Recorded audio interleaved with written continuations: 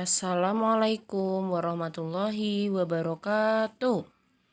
Good morning everybody, how are you today? Ibu berharap semuanya dalam keadaan sehat walafiat dan siap untuk mengikuti pembelajaran pagi hari ini.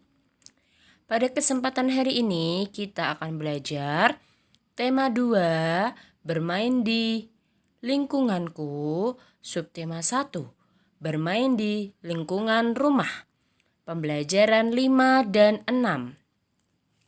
Kemudian untuk tujuan pembelajaran kita hari ini, yang pertama, siswa dapat menyebutkan aturan di rumah serta menjelaskan manfaat mematuhi aturan di rumah.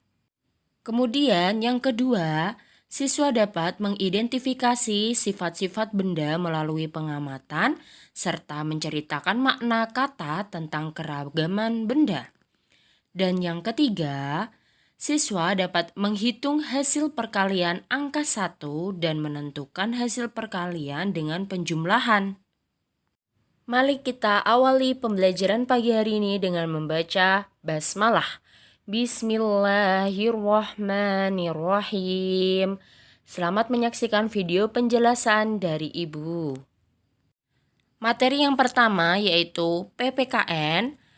Pada pembelajaran ke-5, yaitu menyebutkan aturan di rumah. Kita memiliki aturan di rumah. Aturan dibuat sebagai petunjuk kita dalam bertingkah laku. Jika kita mematuhi aturan, semua kegiatan di rumah akan berjalan baik dan menyenangkan. Aturan yang ada di rumah telah disepakati oleh semua anggota keluarga. Dan setiap anggota keluarga anak-anak pasti memiliki aturan yang berbeda-beda. Kemarin sudah Ibu contohkan ya, dan anak-anak sudah membuat contoh. Nah, setiap hari banyak kegiatan yang dapat anak-anak lakukan di rumah. Aturan dibuat agar kehidupan di rumah dapat berjalan dengan damai. Nah, berikut adalah contoh aturan yang ada di rumah.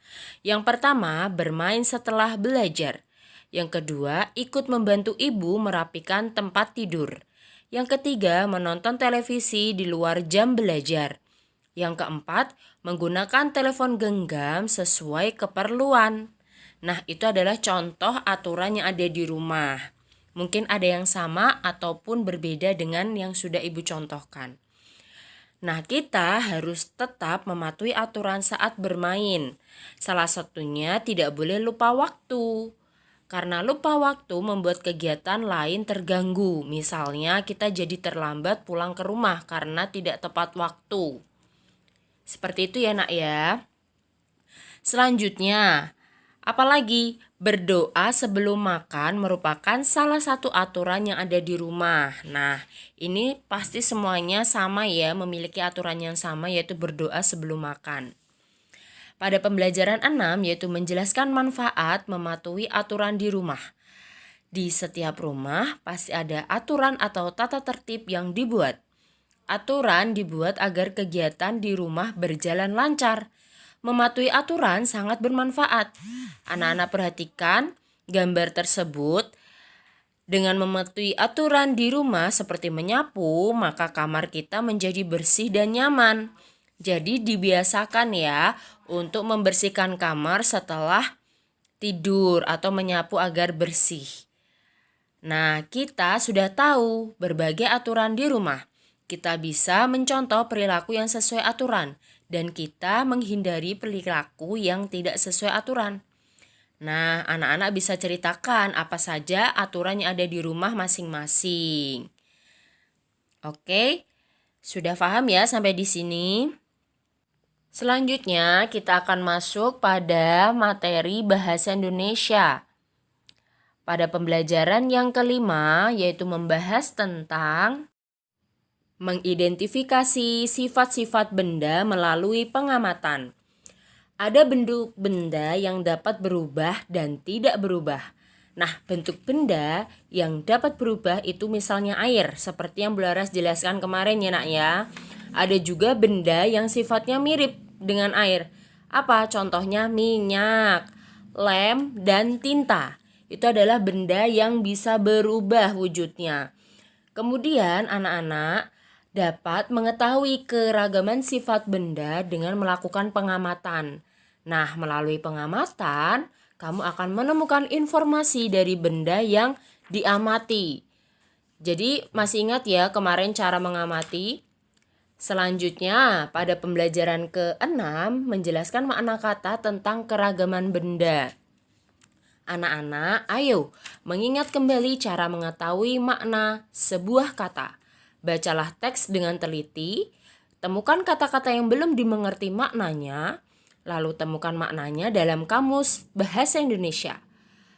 Anak-anak juga bisa membaca kembali teks dan memahami maksud kalimat-kalimatnya. Jadi harus benar-benar teliti dalam membaca. Nah, berdasarkan wujudnya, benda dikelompokkan menjadi 3, yaitu benda cair, benda padat, dan benda gas. Apa itu benda cair? Benda cair itu memiliki sifat seperti air. Bentuk benda cair menyesuaikan bentuk wadahnya. Contohnya yaitu kecap, minyak goreng, dan sampo. Kemudian benda padat memiliki bentuk dan ukuran tetap. Benda padat berubah bentuk jika mendapatkan perlakuan tertentu. Contohnya, tali rafia digunting dan kertas disobek. Nah, itu pasti akan berubah karena sudah dipotong-potong. Selanjutnya itu benda gas. Memiliki bentuk dan ukuran sesuai wadahnya, sama seperti benda cair. Contohnya gas pada balon dan udara dalam ban. Itu menyesuaikan pada bendanya. Sama sifatnya seperti benda cair ya nak ya. Nah, itu tadi adalah pengertian dari benda cair, benda padat, dan benda gas. Bisa dipahami dari slide yang Ibu jelaskan, kemudian dihafalkan ya, sehingga anak-anak itu tahu perbedaan antara benda cair, benda padat, dan benda gas beserta contohnya. Sekarang kita akan masuk pada muatan matematika yang terdapat dalam pembelajaran 6, yaitu menghitung hasil perkalian dengan angka 1. Anak-anak, bilangan apapun jika dikalikan dengan angka 1 akan menghasilkan bilangan itu sendiri.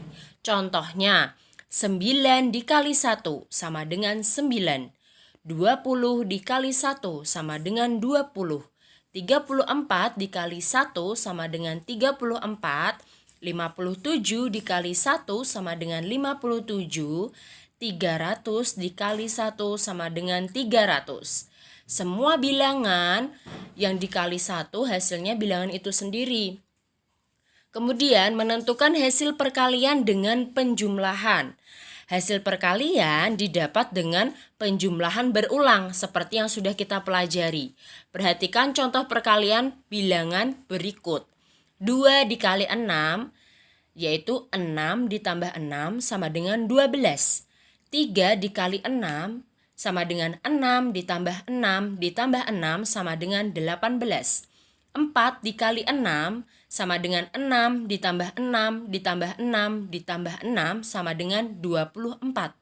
5 dikali 6 sama dengan 6 ditambah 6 ditambah 6 ditambah 6 ditambah 6 sama dengan 30. Kemudian 6 dikali 6 sama dengan 6 ditambah 6 ditambah 6 ditambah 6 ditambah 6 ditambah 6 sama dengan 36. Begitu juga dengan 7 dikali 6 ya nak ya. Sama dengan 6 ditambah 6 ditambah 6 ditambah 6 ditambah 6 ditambah 6 ditambah 6 sama dengan 42. Jadi bilangan yang kita tambahkan adalah bilangan yang ada di belakang. Karena yang ada di depan itu adalah kelompoknya atau seperti yang Bularas contohkan itu adalah wadahnya. Wadahnya, kemudian yang 6 itu adalah isi setiap wadahnya. Jadi yang ditambahkan adalah isi setiap wadahnya. Jangan sampai terbalik. Jika ada soal seperti itu, menjumlahkannya jangan sampai terbalik meskipun hasilnya tetap sama. Ya, pokoknya harus tetap diingat bahwa bilangan yang dikalikan dengan angka 1 akan menghasilkan bilangan itu sendiri. Jadi berapapun bilangannya, kalau dikalikan dengan 1, maka hasilnya bilangan itu sendiri. Seperti itu ya anak-anak. Alhamdulillah, pembelajaran kita hari ini telah selesai. Tugas kita hari ini mengerjakan Bu Pena halaman 102. Ayo berlatih nomor 1 A sampai C. Muatan matematika KD 3.4. Terima kasih atas perhatiannya. Wassalamualaikum warahmatullahi wabarakatuh.